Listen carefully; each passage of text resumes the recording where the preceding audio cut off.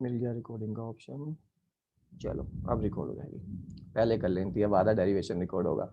चलो कोई नहीं, इतना समझ में आ गया। Yes sir.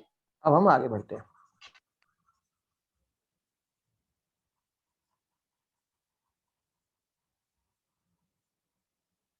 देखो किस पॉइंट पर निकालना है पोटेंशियल। सिंपल, हमने लास्ट क्लास में पोटेंशियल का एक फॉर्मूला पढ़ा था। अभी तक कुल मिला के 2-3 फॉर्मूले हम पढ़ चुके, नहीं 2-3 तो नहीं, खैर 2 ही मेन फॉर्मूले पढ़े हमने। तो उनमें से एक जो मेरे पास मैं यहाँ साइड में लिख रहा हूँ, ये भी आप लोगों ने नहीं लिखना, मैं जस्ट रिमाइंड करा रहा हूँ कि पोटेंशियल का फॉर्मूला था KQ/R और 1/4πε0 Q/R। ये आपका पोटेंशियल का फॉर्मूला था। R वो डिस्टेंस था जिस पॉइंट पर आपको पोटेंशियल फाइंड आउट करना था, और चार्ज जिस चार्ज की वजह से पोटेंशियल लग रहा था। अब देखो इस पॉइंट, हाँ जी, K की वैल्यू 1/4πε0 ये फिक्स है।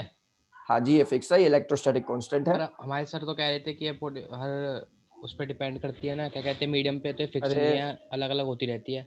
मुन्ना तो कितनी कांस्टेंट बार कैसे हुआ बताया फिर? कि जब ये मीडियम आता है तो ये K की जगह हम 1/4πε यूज कर लेते हैं। अभी तो हम एयर मान के चल रहे हैं ना, तो फिर एप्सिलॉन m की वजह से ये चेंज होता है, परमिटिविटी की वजह से वो डिफरेंट जाती है, लेकिन 1/4πε0 की तो वैल्यू फिक्स है।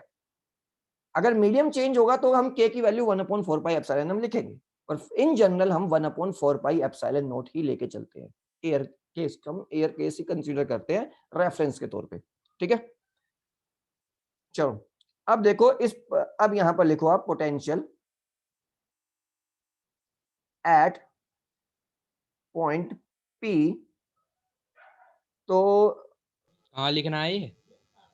डेरिवेशन के बाद जो अगला पॉइंट है वो आपको लिखना है। तो नेट पोटेंशियल इस पे होगा, देखो अगर इसको VA मान लेते हैं, इसको VB मान लेते हैं, इस A पॉइंट की वजह से इस पॉइंट पे जो पोटेंशियल लगेगा, और इस B पॉइंट की वजह से इस P पॉइंट पे जो पोटेंशियल लगेगा, तो टोटल पोटेंशियल जो आएगा P पर वो आएगा VA प्लस VB।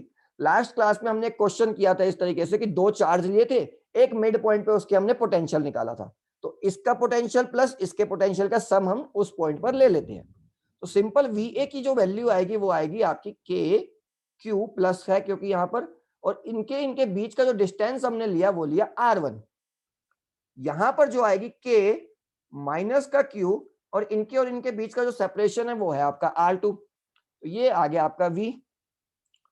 लिखते जाओ साथ साथ, V इज इक्वल्स टू, अब यहां से KQ अगर मैं कॉमन ले लूं तो ये आपका आ जाएगा 1/R1 माइनस का 1/R2।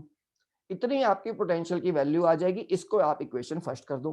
इसमें कोई दिक्कत है तो जल्दी बताओ।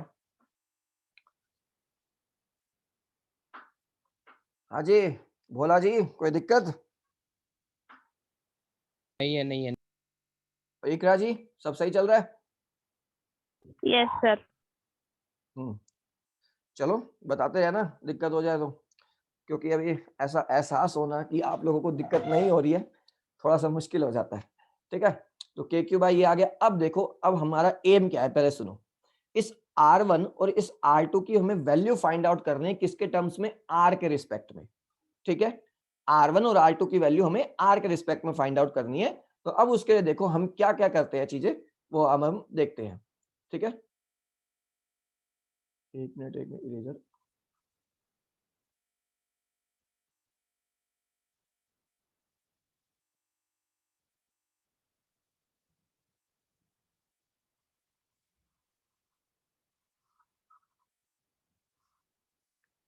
चलो भाई अब आ जाओ। अब सबसे पहले आप लो ट्रायंगल, ट्रायंगल AMO, ठीक है। ट्रायंगल AMO में से हमें OM की वैल्यू निकालनी है। देखो यहां से ये जो एंगल है ना, ये थीटा है। इसको फिगर में आप लोगों ने जरूर बनाना है, और इसको ना कंसीडरेशन में भी मेंशन कर देना एक बार। चलो वो मैं भी इसके लास्ट में आप लोगों को लिखवा दूंगा एक बार। अब यहां से आप लोगों ने ट्रायंगल लेना है, इन ट्रायंगल AMO, इस तरीके से लिखो, in triangle AMO cos theta is equals to OM upon AO। cos theta क्या होता है? Base upon hypotenuse. तो बेस इस केस में थीटा ये है, बेस इस केस में आपका ये है, और हाइपोटेन्यूज आपकी ये है, ठीक है। इसकी लेंथ हमने L ले रखी सर है। दोबारा दोबारा एक बार। हाँ देखो, यहां से ये एक ट्राइंगल है इस तरीके से, यहाँ पर थीटा है और यहाँ आपका 90 डिग्री बन रहा है, ठीक है। अब आप इसको घुमा के भी लिखना चाहो तो इस तरीके से लिख सकते हो कि ये आपका थीटा है और ये आपका 90 डिग्री बन रहा है। तो अगर इस ट्राइंगल में मैं कोस थीटा लगाऊंगा तो कोस थीटा मतलब बेस ये परपेंडिकुलर होता है और ये हाइपोटेन्यूस होता है। तो ये आपकी लेंथ हो गई बेस और ये आपकी लेंथ हो गई हाइपोटेन्यूस। तो बेस अपॉन हाइपोटेन्यूस इसका फॉर्मूला होता है। अब बेस यहां पर मेरे पास क्या है, ओ एम। ये जो चीज है ये है ओ एम, इधर ये चीज ओ एम है, बेस आपका ओ एम है। तो यहां पर मैंने कोस थीटा को इक्विवेलेंट लिया ओ एम के। अब उसके बाद जो ये हाइपोटेन्यूस लेंथ है ये वाली, इसको हमने मान रखा है एल। तो यहाँ हाइपोटेन्यूस की जगह एल आ गया। तो अब आगे क्लियर हो गया इकरा जी आपको? सिंपल राइट एंगल का फॉर्मूला लगाया कोस थीटा, बहुत पहले हम पढ़ते थे सब ये सब, यस सर। ठीक है। तो एक सेकंड, तो इसमें मिटाने का बड़ा,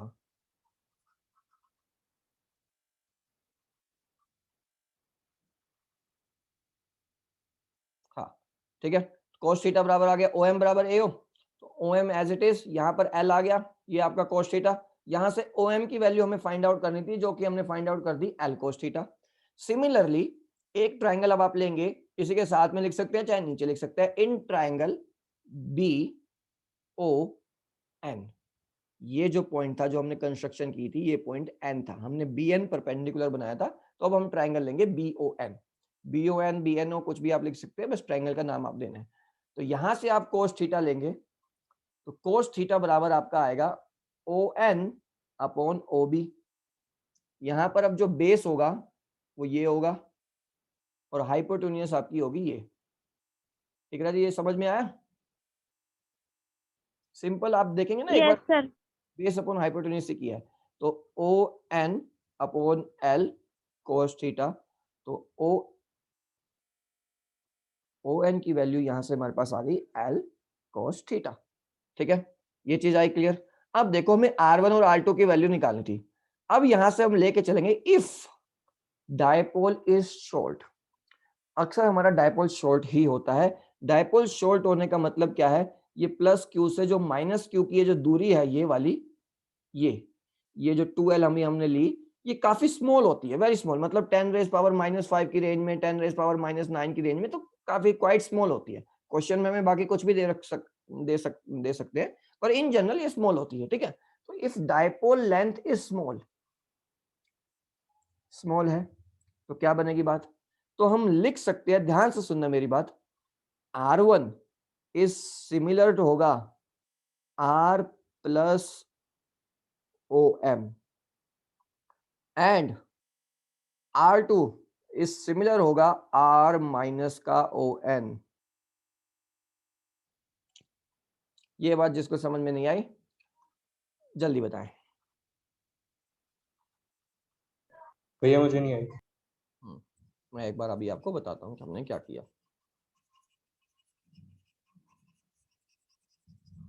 देखो भैया, इसके बाद कहाँ से लिखना है, इन ट्रायंगल BON? नहीं लिखा था इन ट्राइंगल BON के बाद ना, ये जो यहां पर मैंने ये लिखा था ना, एक मिनट, ट्राइंगल BON के बाद आपने लिखा था, यहाँ लिखना था cos theta is equals to ON upon OB, ठीक है। तो यहाँ से ON की वैल्यू आपकी आ जाएगी L कोस थीटा, ये चीज आपने लिखनी थी, ठीक है।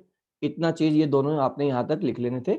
उसके बाद आप लोगों ने लिखना है if dipole length is small then R1 is equals to R plus OM and R2 is equals similar to R minus ON। उसके बाद आप लोगों ने ये और ये लिखना है। अब ये दोनों कैसे आई वो मैं आपको समझाता हूं, वो भी आपने नहीं लिखना, सिर्फ समझा रहा हूं कि आपको कि कैसे आया।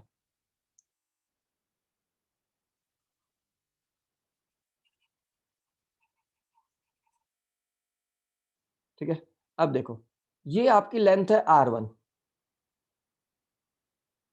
और ये आपकी लेंथ है R, और इसमें से कुछ हिस्सा ये एक्स्ट्रा है, कुछ हिस्सा। तो अगर डायपोल की लेंथ स्मॉल होगी यानी ये R1 इधर क्लोज आने को टेंस करेगा।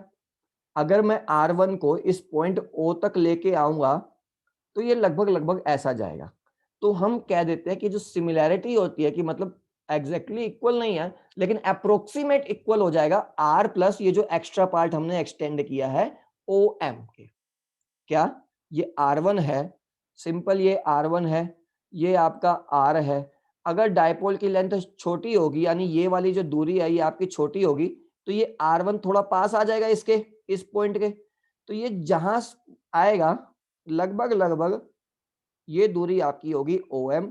तो हमने क्या किया, R में OM अगर हम जोड़ देंगे तो हमारा R1 की इक्विवेलेंट आ जाएगा। ये बात क्लियर हुई?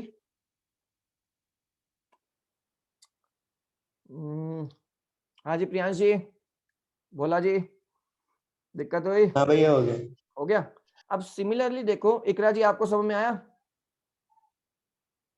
सर आ गया। आ गया पक्का? कोई डाउट तो नहीं है इस बात में कि समझ में आया कि नहीं आया?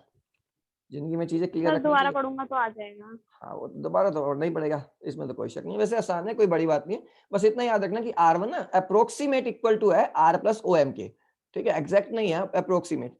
अब देखो ये R2 कैसे आया। अब ये लेंथ थी R, ये लेंथ थी R2। अब ये जब इसके पास चला जाएगा तो ये इस पॉइंट पे कट करेगा। तो इस पूरी लेंथ R में से मैं ये ON वाली लेंथ माइनस कर दूंगा तो ये R2 के इक्विवेलेंट आ जाएगा। पिछले वाले में क्या था, एक्स्ट्रा पार्ट बन रहा था R1 का, ये R प्लस OM। इस वाले में क्या है, ये R में से हम माइनस कर देंगे ON को तो हमारा ये आ जाएगा। यानी अब जो हमारा R2 है ये इसको आप इसके पास ले जाएंगे तो R में से ON वैल्यू आप घटा देंगे तो वो वैल्यू R2 के सिमिलर आ जाएगी।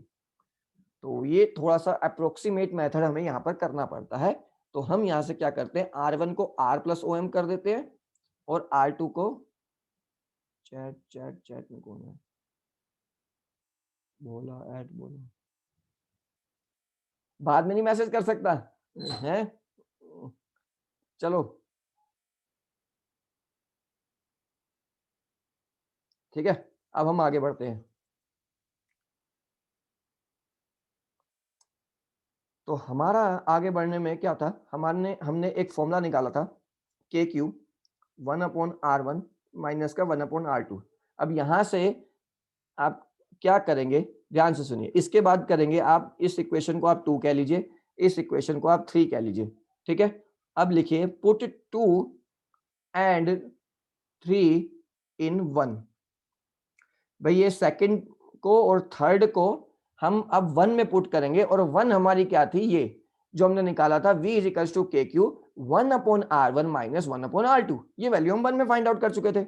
अब देखो V is equals to KQ, यहां सिंपल वैल्यू पुट करेंगे आप R प्लस, अब देखो OM जो है ना, OM की वैल्यू हमने L कोस थीटा निकाली थी, ठीक है? तो R प्लस L कोस theta minus 1/R minus L cos theta, ये वैल्यू अब हम यहां पर लिखेंगे। इस बात में आप लोगों को कोई दिक्कत है तो जल्दी बताइए, इसके आगे मैथ्स वाला पोर्शन शुरू होने वाला है, सिंपल सोल्व आउट हमको करना है। हाँ जी बंधुवरों, नौजवानों, कोई दिक्कत?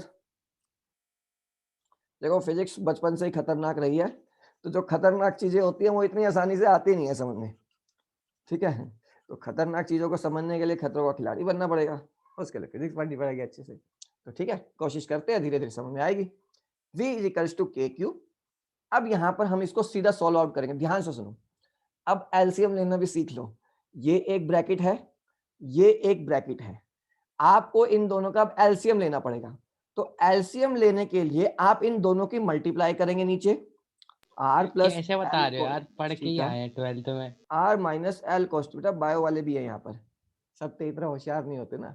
अब देखो ये वाली जो टर्म है वो इधर आ जाएगी और ये वाली टर्म है वो इधर आ जाएगी, R minus L cos theta. फिर भी सॉल्व तो मुझे करना ही है ना, ठीक है? आ गया, 10 मिनट बचे हैं भाई इस क्लास में। R minus L cos theta, जल्दी जल्दी देखो, minus R plus L cos theta, ये अपनी कॉपी में साथ साथ उतारते जाओ, ठीक है? अब नीचे देखो, पहले नीचे ये मेरी प्रॉपर्टी बनी है A प्लस बी, ये आप लोगों ने पढ़ी होगी, A माइनस ए प्लस बी अगर मल्टीप्लाई में होता है ए माइनस बी के, तो ये इक्विवेलेंट होता है ए स्क्वायर माइनस बी स्क्वायर के। तो ये बन रही है कि ये ए है और ये पूरी टर्म बी है, इसी तरह ये ए है, ये पूरी टर्म बी है। तो नीचे मेरे पास आ जाएगा आर स्क्वायर माइनस का L square cos square theta, नीचे आपका ये आएगा। इधर आप लोग देखेंगे इसको खोल के, तो R minus L cos theta minus का आर माइनस का एल कॉस थीटा, एल एक मिनट, ये प्लस का एल कॉस थीटा आएगा, एल कॉस थीटा से एल कॉस थीटा आपका कट जाएगा। तो आर भी आर कट गया, आर कैसे कट गया, एक सेकंड रुकिए, R minus L cos theta,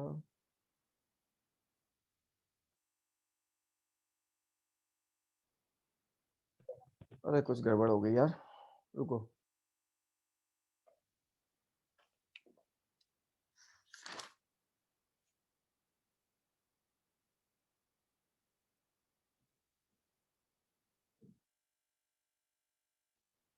ठीक है, कुछ नहीं, बच के। यहाँ पर क्या होगा, R minus L cos theta, अगर जब मैं इसको करूंगा तो ये दोनों माइनस के आ जाएंगे, ठीक है। R minus L cos theta minus का आर माइनस का एल कोस थीटा, तो आर से आर वाली टर्म कैंसल आउट हो जाएगी और यहाँ पर ये माइनस और माइनस ऐड होके बन जाएगा मेरे पास माइनस का 2l कोस थीटा, ठीक है। एक बार मैं इसको दोबारा लिख देता हूँ ताकि आपको लोगों को थोड़ी सी आसानी हो जाए।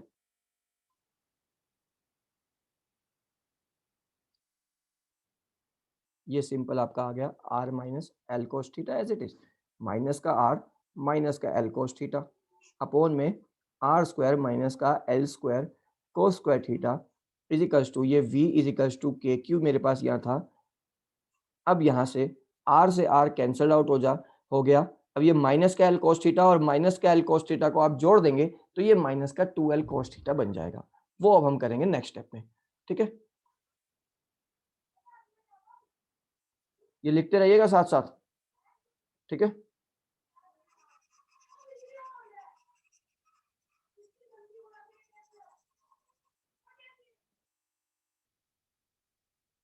ठीक है, अब देखो ये हो गया v k q, यहां से आपका आ गया माइनस का 2l cos theta upon R square minus का l square cos square theta. ये इस तरीके से आपका जो एक्सप्रेशन आ गया पोटेंशियल का वो ये है। अब देखो ये q है और ये 2l है, यहां से देखो मैं इंटरचेंज कर रहा हूं, ध्यान से देखना, v है माइनस में बाहर ले आया, k q को अंदर ले गया, q 2l cos theta upon R square minus का L square cos square theta, इतना काम मैंने किया, ठीक है। अब देखो ये जो q इंटू 2l होगा ये क्या बनेगा सुबह जी, q इंटू 2l क्या बनेगा, जल्दी बताओ, कौन बताएगा q इंटू 2l क्या बनेगा, p। ये आपका डायपोल मोमेंट के इक्वल होता है इकरा जी, एक डायपोल मोमेंट हमने टर्म पढ़ी थी, डायपोल का एक डायपोल मोमेंट होता है, तो उसका जो फॉर्मूला होता है वो होता है q इंटू 2l। जब हम वापस रिवीजन कभी करेंगे तो देखेंगे, ठीक है। q इंटू 2l अभी के लिए आपको मैं बता देता हूँ। Charge into distance. हाँ, चार्ज इंटू उसकी जो डायपोल लेंथ होती है वो उसका डायपोल मोमेंट होता है, ठीक है। तो यहां से जो हमारे पास अब फॉर्मूला आ गया फाइनल किसका, potential at any arbitrary point का, वो आ गया v is equals to minus का 1/4 pi epsilon not p cos theta upon R square minus का L square cos square theta. ये चीज आ गई। अब इसमें कुछ केस है, केस वही हमेशा हर बार की तरह कि डायपोल शॉर्ट है, if dipole length is short,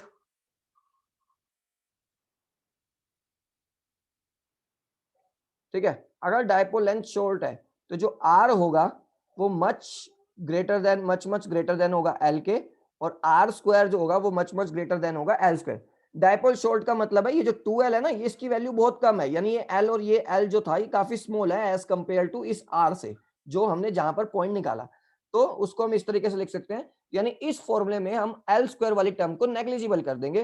तो यहां से मेरे पास जो पोटेंशियल का फॉर्मूला बनेगा वो बनेगा माइनस का 1/4 pi epsilon not p cos theta upon r square, ठीक है।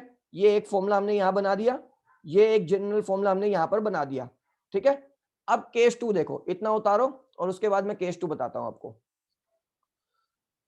हो गया। हो गया, हो गया। हाँ ठीक है। ये डाइपोल वाला वन ड्रॉप करना, ऊपर वाला कर। ठीक है,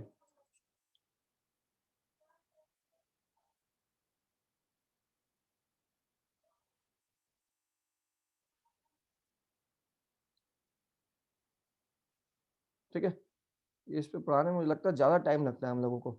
अब देखो भाई, सिंपल आपका केस 2 क्या है, अगर ये तो हमने एक आर्बिट्रेरी पॉइंट ले लिया था, अगर मेरे पास इक्वेटोरियल पॉइंट मुझे लेना पड़ता है, इक्वेटोरियल पॉइंट मतलब जो 90 डिग्री पे रहता है, तो इक्वेटोरियल पॉइंट पे थीटा तो 90 होता, ठीक है। तो इक्वेटोरियल पॉइंट पे अगर मैं ये फॉर्मूला लगाऊंगा तो पोटेंशियल कितना आएगा मेरे पास, V इज इक्वल्स टू 0, ठीक है। इक्वेटोरियल पॉइंट पे पोटेंशियल 0 रहेगा आपका, क्योंकि कोस थीटा क्या है, कोस थीटा की वैल्यू क्या हो जाएगी, कोस 90 हो गया मेरे पास 0। अब तीसरा क्या है, एट, अच्छा ये ना आप यहां लिख लेना केस 2 पे, at equatorial point, equatorial point theta is equals to 90 degree, then हमने फॉर्मूला लगाया पोटेंशियल का और वो आ जाएगा 0। केस 3 में क्या है, at axial point, at axial point क्या है, theta is equals to 180 degree, oh sorry 0 degree. Axial point मतलब स्ट्रेट लाइन पे अगर आप हैं तो आपका जो थीटा होगा वो 0 डिग्री होगा। ये डेरिवेशन हम फर्स्ट उसमें देख चुके हैं अच्छे से, होप आपको कुछ कुछ याद हो।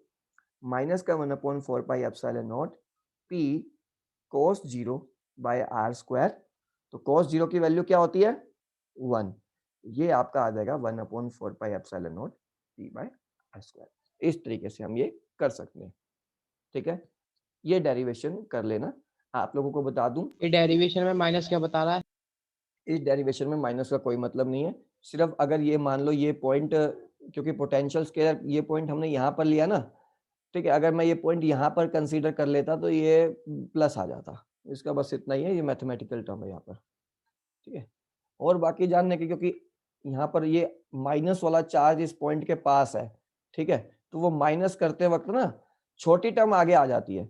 अगर ये वाला पॉइंट प्लस के पास होता तो माइनस करते वक्त बड़ी टर्म आगे आ जाती, और कुछ इसका फिजिकल सिग्निफिकेंस यहाँ पर नहीं है, ठीक है। अगर आप यहाँ पर सिंपल इसके बाद इसको v को हटा के सिंपल अरे ऐसा तो भी फिर लिखना हमें चाहो, कैसे पता, बता हमें रहा कैसे हूँ, पता ये पॉइंट आप यहीं पे कैसे है? भी ले हमें लो, तो माना है। वो आपकी कंसीडरेशन पे डिपेंड है। आप चाहो तो इसको बाद में सिंपल लिख सकते हो, so potential can simply be write like this. यहाँ पर माइनस का कोई सिग्निफिकेंस खास है नहीं। v is equals to 1/4 pi epsilon not p cos theta by r square, ये सिर्फ इसका मैग्नीट्यूड यही रहेगा, आप ये लिख सकते हो, ठीक है। ये फॉर्मूला आप जल्दी लिखो, इसके बाद हमें अगला एक इंपॉर्टेंट फॉर्मूला करना है, ठीक है। एक सेकंड रुकिए।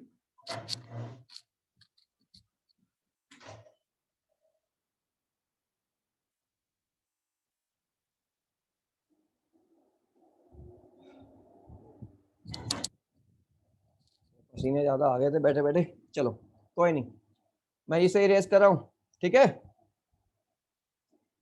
अच्छा ये मीटिंग का टाइम रह गया अब 1 मिनट 19 सेकेंड, ठीक है। अब मैं एक काम करते, दूसरी मीटिंग भी बनाते हैं, फिर दिक्कत होगी, मैं दूसरी मीटिंग का आपको लिंक भेजता हूँ, आप लोग इसे एंड कर सकते हो।